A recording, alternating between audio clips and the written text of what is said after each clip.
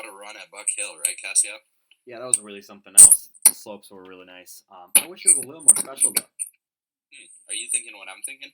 A break at Buck A break at Buck, exactly. Prepared by Tsvetkov. and Kaasyap Pothula. So what is break at Buck? I'm gonna start with our campaign motive and our campaign slogan: less stress and more snow. So they're just gonna have a total of 3 weeks: lessons learned, snowboard and ski socialites, and Olympic opportunities, and we'll go into more in depth later. Basically, the premise of the event is just we want people to get outside out of this COVID craziness, enjoy themselves, spend some time with friends, get some exercise while they're doing it, and we want to share our love of snowboarding and skiing with everyone in the community. So next up is our campaign objectives. Just to clarify, our campaign objectives are goals and aspirations for the duration of the event. So we have 4 core campaign objectives. We have attendance, donations, social media, and ticket sales. So attendance, we want to have a total of 8,000 people per week and 4,000 non-repeat sales per week in the whole duration of the event. For donations, actually, we want $20,000 in donations, and while we're at it, we're going to give 7% of our profits to local schools to help with COVID and to help get their students better education. Next up is social media. We want 1,500 more frequent users across all our social medias, and we want 50% more reach across any social media. And then for our last objective, we want 1,600 more frequent, after the event is done, we want 1,600 more frequent boarders and skiers at Buck Hill, and we want 700 more season pass holders. And I'm handing off to Alex to talk more about the target market. Thank you, Kaasyap. So for our target market, we really wanted to dive into 3 different markets, and the first being Nikki Cloutier, who is a suburbanite mother in the South Twin Cities. We have Sam Wilson, a South Metro area high school senior, and we have Tony Tran, a South area elementary school student.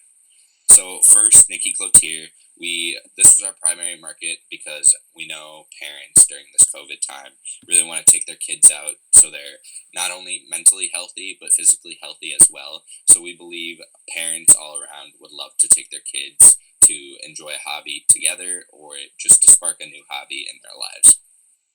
Second, we have Sam Wilson. I know when I was a high school student, most of the talk during the week was, what are we going to do that night, or what are we going to do this weekend? And we just believe that a lot of Sam Wilson high school students would love to find an activity that doesn't involve just hanging around at their house. And it'll be a great physical activity to do in a safe environment. Now, third, we decided to tack on Tony Tran because it connects to Nikki Cloutier and Sam Wilson in a great way. Starting off with connection with Sam Wilson, younger siblings definitely look up to older siblings, and we believe that if the older sibling dives into a hobby, the younger sibling is a lot more likely to take up that hobby as well. So that's the connection between those two. And then the connection between Nikki Cloutier and Tony Tran is they could be a mother and son, father and daughter duo that would love to enjoy a hobby together. Moving on to the geographics, as you can see on this map right here, we're located in Burnsville, and our main focus are parents and students from Bloomington, Lakeville, Burnsville, Shakopee, Eagan, Apple Valley, Savage, and Prior Lake. And then to the right, we have the map of Buck Hill that is displayed around our resort. Thanks, Alex, for that great explanation. I know when I first started snowboarding, I had a Tony Tran in my life. It was my little brother, and he really wanted to learn with me, and that is a perfect segue into our first week lessons learned. So our slogan for this week is "Come One, Come All." This really means that anyone in any skill level can come, advanced or even newbies. So on the bunny hill, we're going to have a lot of instructors teaching people how to get down the slope without falling, turning side to side, and just the basics of snowboarding. And if you're more advanced, which I know a lot of people are, we're going to have instructors on the Black Diamond and the Park teaching new tricks to advanced riders, how to get down the Black Diamond better, how to carve better, all that good stuff. And this is going to go from Monday, the 11th of January to Sunday, the 17th of January. And all throughout these 3 weeks, we have 2 things in common. We're going to have students enter from $20 from 6 to 9. We know that it can be really stressful during this online school, and we don't want the financial burden restraining people from coming. So we're going to make it $20 from 6 to 9, which is a really great deal for us.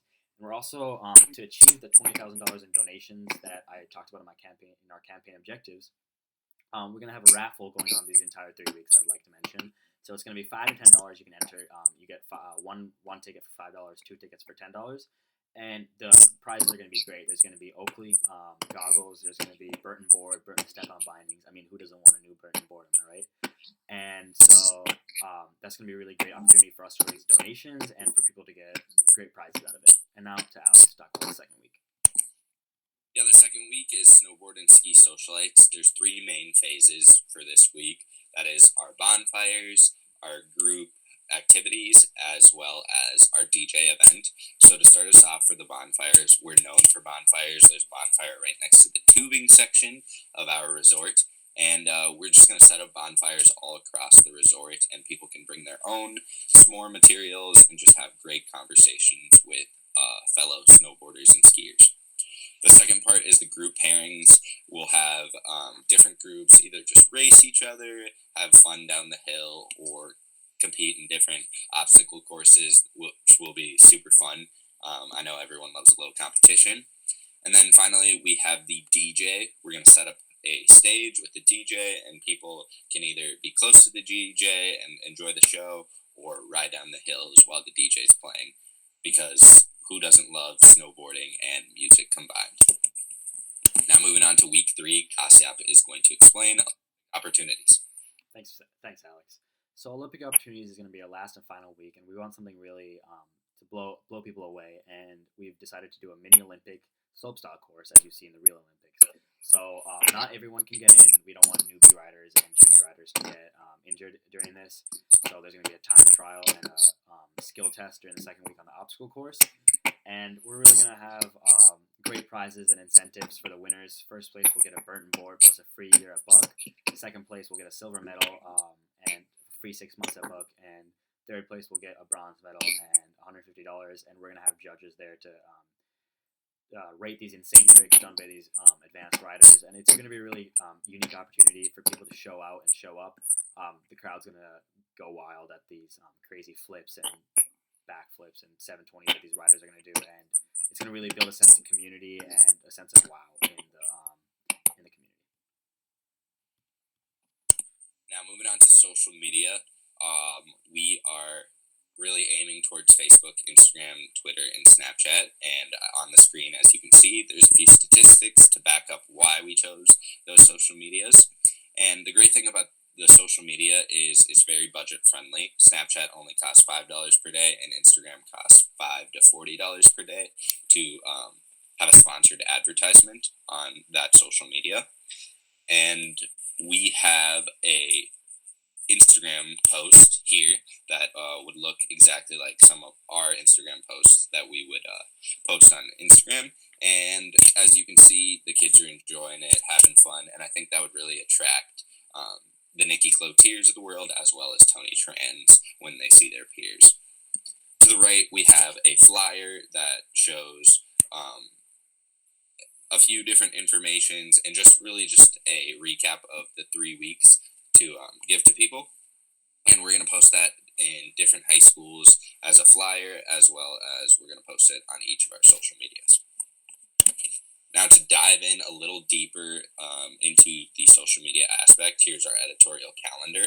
We wanted to be very consistent, so we have Instagram for Mondays, Facebook for Tuesdays, Snapchat for Thursdays, and then Twitter is a little more sporadic and randomized based on our data, so we decided to do the same thing and post on different dates to get a little more response. The first week, as you can see, we have 3 different Facebook posts, and that's because it is the week leading up to lessons learned, and we wanted to focus on the Nikki Cloutier demographic, the parents, and since it's leading up to the lessons learned week, we wanted to get as many parents to sign up their kids for that first week as possible.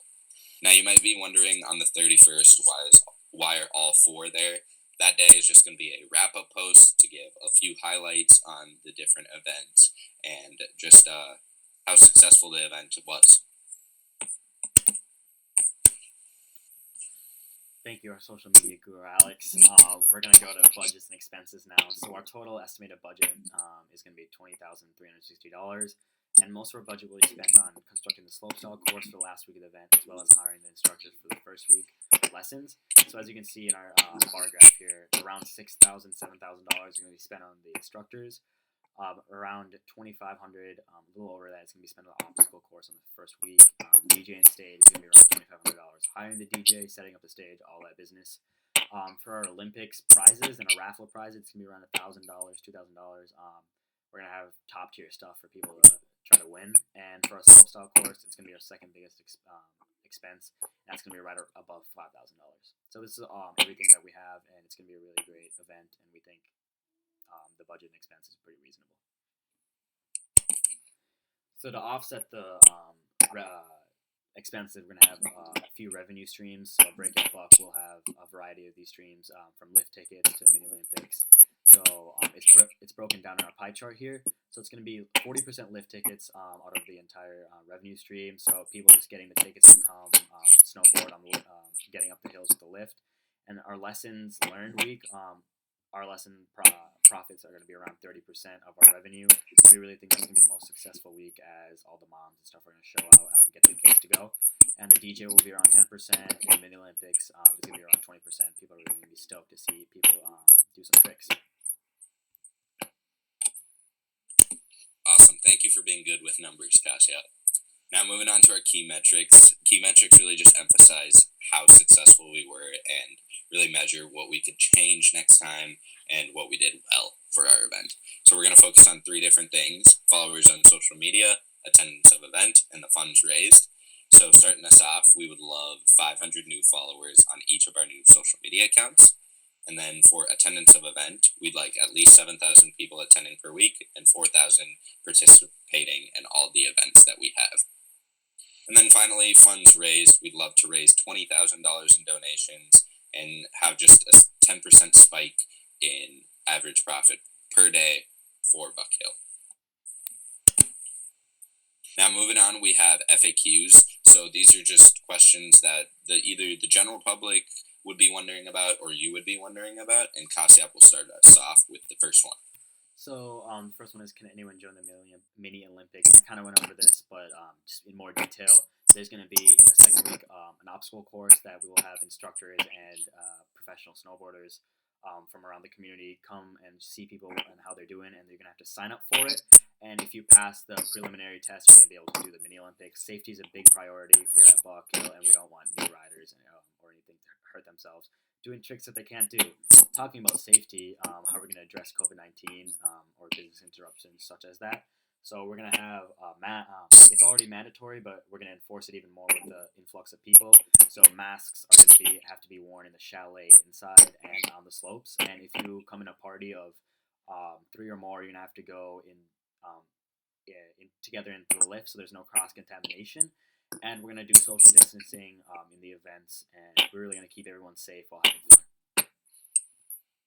Yeah, now we believe, moving on to the next question, we believe the most important part of our budget is the marketing, because if we don't get people to the event wouldn't happen. So we really just are focusing on that part of our campaign.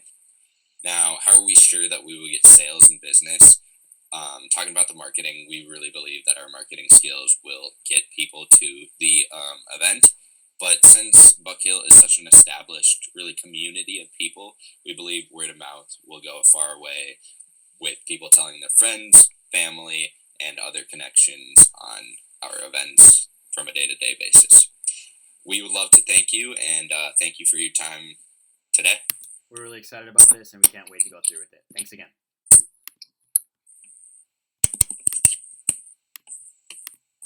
That should be good.